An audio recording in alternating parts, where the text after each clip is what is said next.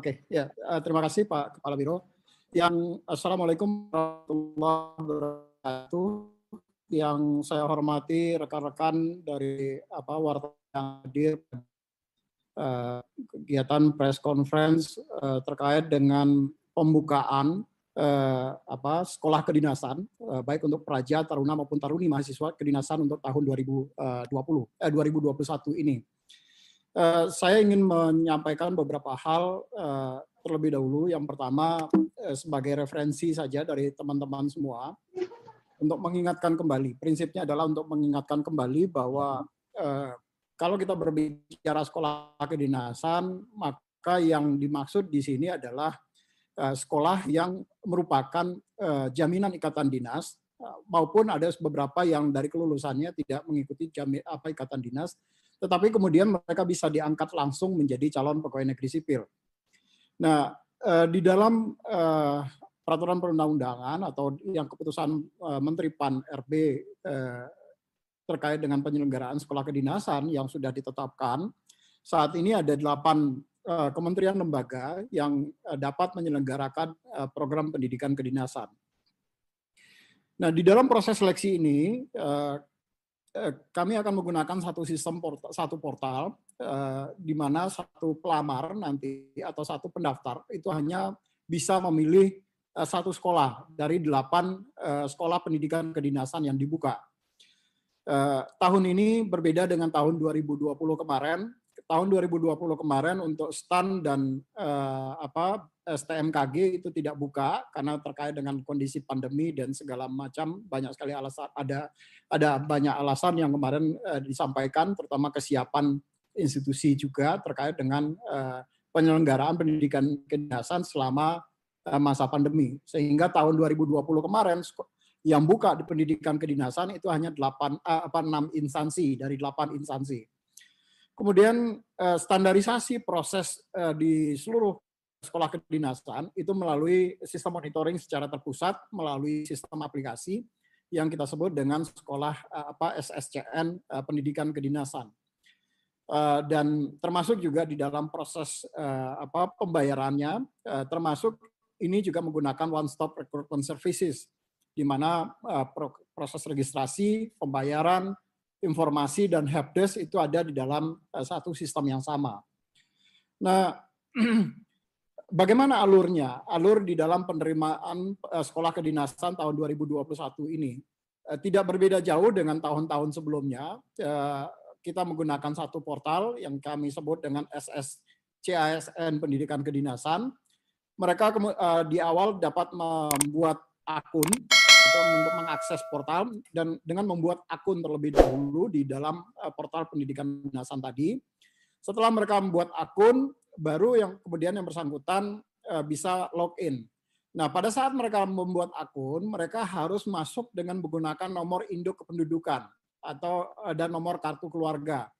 Nah, di dalam sistem, nomor induk kependudukan dan nomor kartu keluarga ini langsung membaca ke dalam database Dukcapil untuk mengkonfirmasi apakah para peserta pelamar itu adalah memang adalah warga negara Indonesia yang sebagaimana tercatat di dalam database Dukcapil.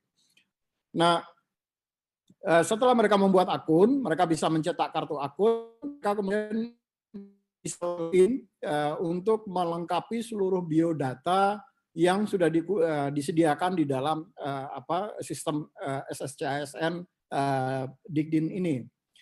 Mereka bisa memilih satu sekolah, termasuk juga mereka diminta untuk memasukkan atau mengupload seluruh persyaratan yang diminta oleh instansi. Ada beberapa persyaratan, dan persyaratannya ini antar instansi agak berbeda-beda, tetapi kemudian kami menstandarkan paling tidak ada 7 persyaratan yang kemudian harus mereka upload. Misalnya terkait dengan pas foto, kemudian KTP, kartu keluarga, kemudian ada ijazah, transkrip, rapor, dan bukti bayar. Serta ada dokumen-dokumen lainnya yang kemudian dipersyaratkan oleh instansi. Nah, hanya saja kami juga dengan instansi sudah menyampaikan bahwa seluruh dokumen yang dipersyaratkan oleh instansi itu harus terinformasikan di dalam portal SSCASN, sehingga seluruh masyarakat itu betul-betul tahu dari awal apa saja persyaratan yang diperlukan untuk mereka bisa mendaftar di program pendidikan kedinasan ini. Nah, setelah semua peserta melakukan input data, termasuk juga dokumen dukungnya, data dukungnya, maka kemudian instansi melakukan verifikasi atas lamaran yang diajukan oleh masing-masing peserta. Nah, verifikasi ini juga dilakukan by system, jadi kita tidak menggunakan proses manual di dalam sistem, termasuk verifikasinya. Itu juga dilakukan verifikasi menggunakan satu sistem yang sama.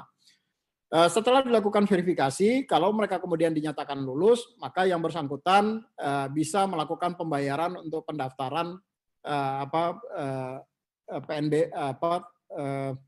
pembayaran untuk pendaftaran di sekolah pendidikan kedinasan tadi.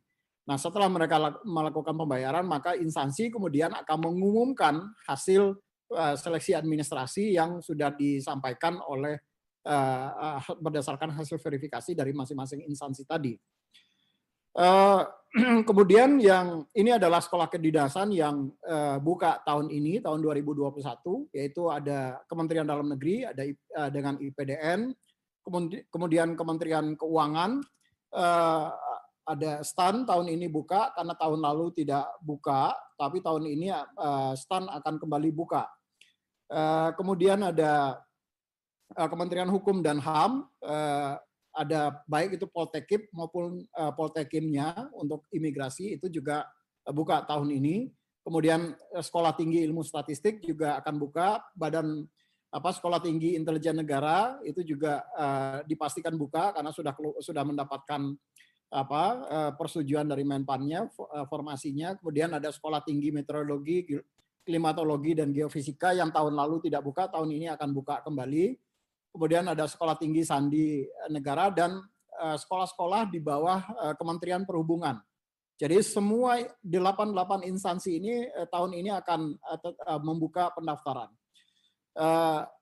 Membuka pendaftaran untuk program pendidikan kedinasan. Nah, saya kemudian melihat ada beberapa pertanyaan yang diajukan oleh teman-teman, berapa jumlah formasi yang nanti akan dibuka oleh masing-masing sekolah kedinasan.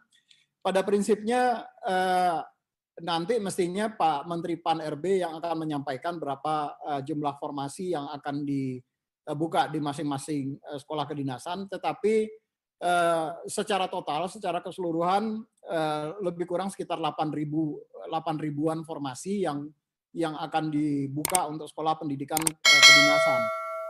Kalau sebagai gambaran misalnya untuk Kementerian Perhubungan nanti mungkin akan dibuka sekitar 3.210 dari begitu banyak program sekolah politeknik yang ada di bawah Kementerian Perhubungan. Kemudian ada di STIN juga akan buka, STAN juga akan buka.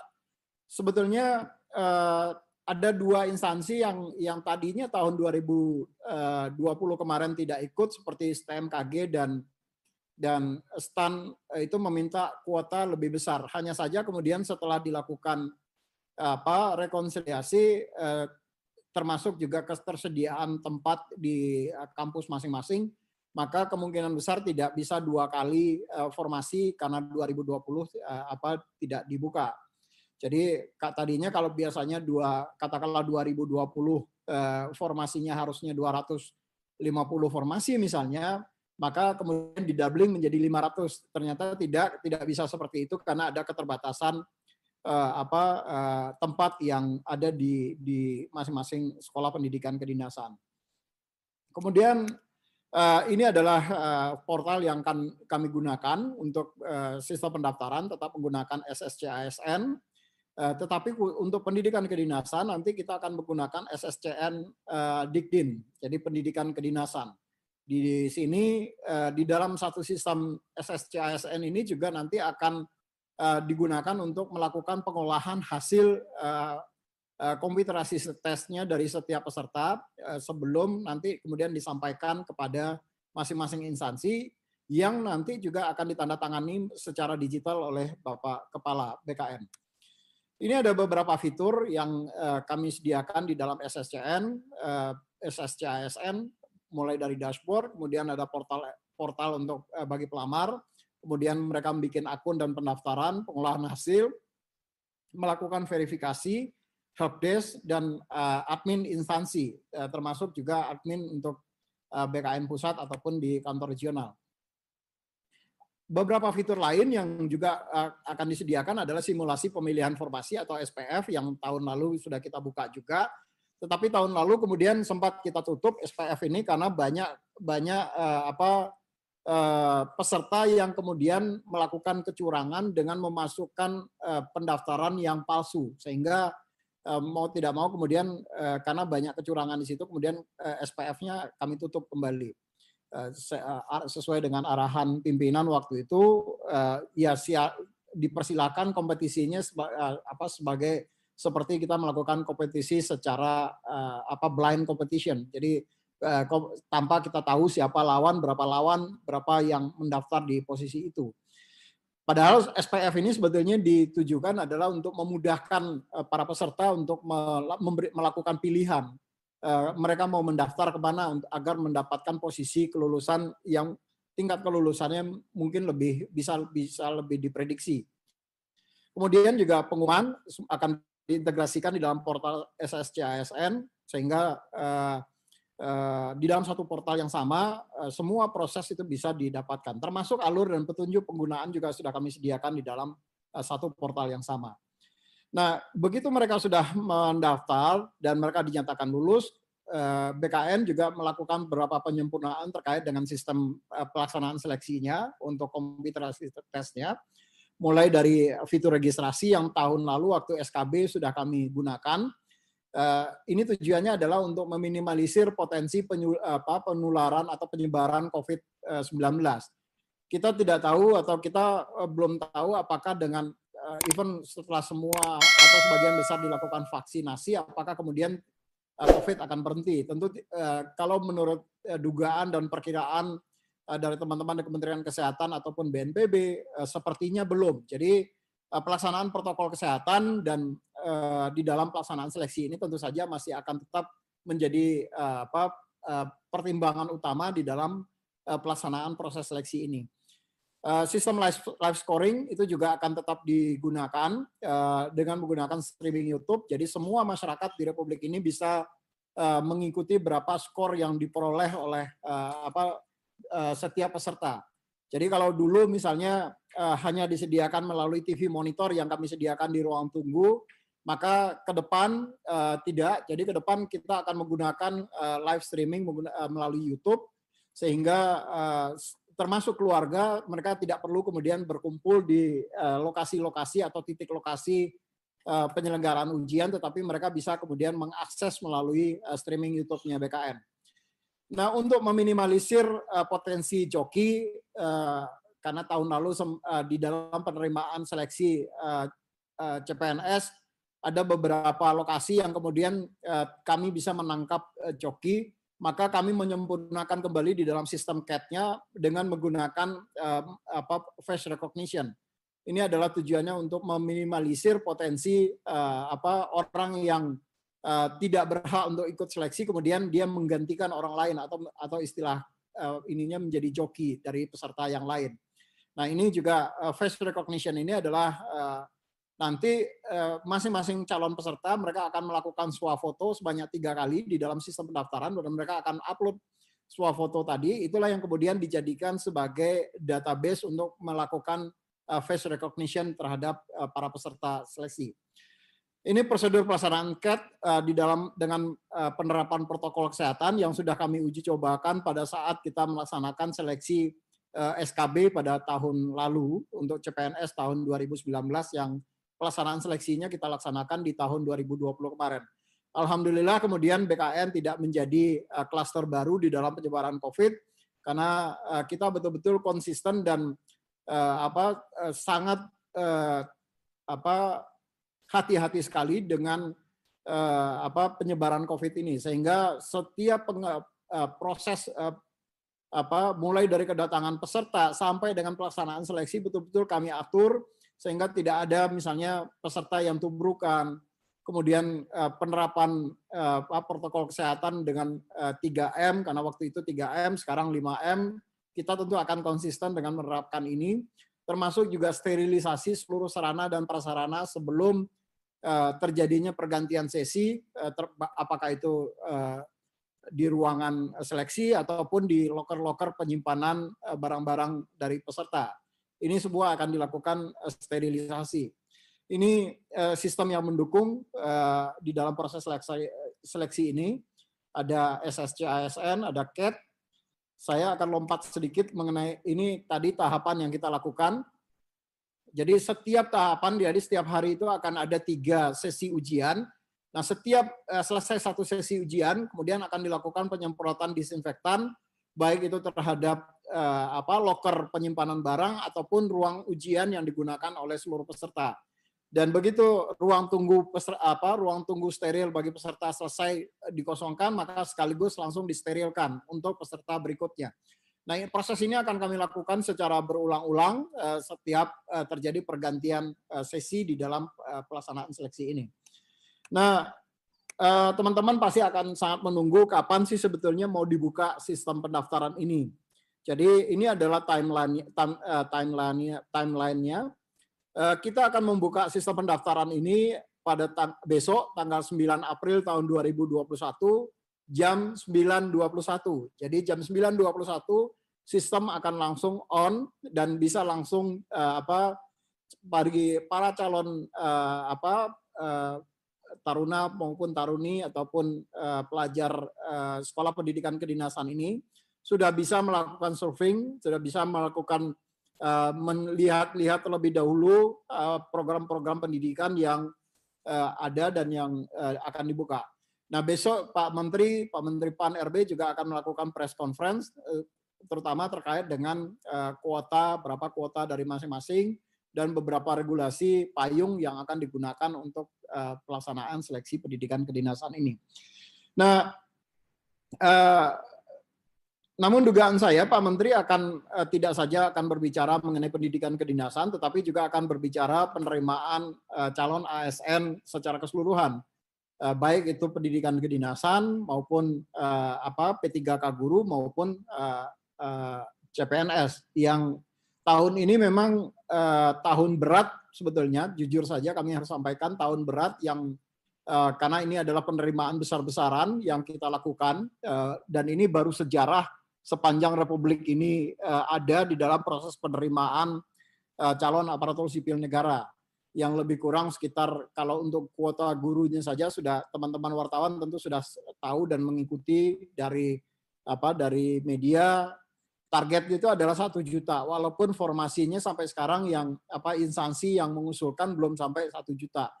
Tetapi itu pun jumlah yang hampir sekitar 700 ribuan itu juga merupakan jumlah yang sangat besar yang belum pernah dilakukan oleh pemerintah di dalam proses seleksi selama ini. Termasuk juga ada P3K di luar guru yang juga tahun ini ada dilaksanakan seleksinya dan seleksi untuk ASN sendiri CPNS yang juga akan dibuka tahun ini. Termasuk salah satunya adalah pendidikan kedinasan. Nah, dengan demikian kami tentu saja di BKN perlu BKN dan Menpan dan Panselnas tentu akan sangat berhati-hati di dalam mengatur penjadwalan supaya tidak terjadi penumpukan jadwal di dalam proses pelaksanaan seleksi. Nah, dengan dibukanya nanti tanggal 9 April, lebih kurang sekitar 1 bulan pendaftaran, kemudian ada proses verifikasi dari tanggal 10 April sampai dengan Mei, secara paralel tentu saja instansi sudah bisa melakukan verifikasi tanpa harus menunggu seluruh peserta atau menunggu sampai sistem ditutup baru kemudian dilakukan verifikasi. Jadi verifikasi bisa dilakukan secara paralel. Nanti pelaksanaan seleksinya itu akan direncanakan akan kita laksanakan di minggu keempat Mei sampai dengan akhir Juni. Karena seleksi ini akan sangat ketat, jadi tidak hanya seleksi di pendidikan kedinasan, karena setelah pendidikan kedinasan kemudian kita akan masuk ke dalam paralel juga pendaftaran untuk P3K guru dan kemudian pelaksanaan seleksi P3K guru nanti melalui sistem UNBK. Hasilnya kemudian disampaikan kembali ke BKN menggunakan API Service, Application Programming Interface, yang dari sistem ke sistem untuk dikomunikasikan datanya. sehingga proses pengolahan hasil dari kelulusan dari walaupun itu dilaksanakan melalui sistem UNBK itu bisa dilakukan dengan cepat. Dan setelah CAT BKN selesai melaksanakan pendidikan kedinasan, CAT BKN kemudian akan masuk di dalam proses pelaksanaan seleksi untuk P3K non guru maupun CPNS. Ya, itu kira-kira gambarannya. Dan untuk pendidikan kedinasan sendiri, ini jadwal detailnya. Nanti teman-teman mungkin teman-teman di Biro Humas bisa sharing ke teman-teman wartawan. Ini adalah jadwal detail di dalam proses selama pelaksanaan pendidikan kedinasan tahun 2021 ini. Ini tadi sudah saya sampaikan. Mungkin itu sedikit dari saya sebagai pengantar sebelum kita berdiskusi, Pak Karo. Nanti saya yakin teman-teman wartawan pasti banyak sekali pertanyaan yang ingin disampaikan. Dan di sini tadi sudah ada Ibu Heni yang bertanggung jawab terhadap sistem. Kemudian ada Pak Ridwan yang bertanggung jawab nanti terhadap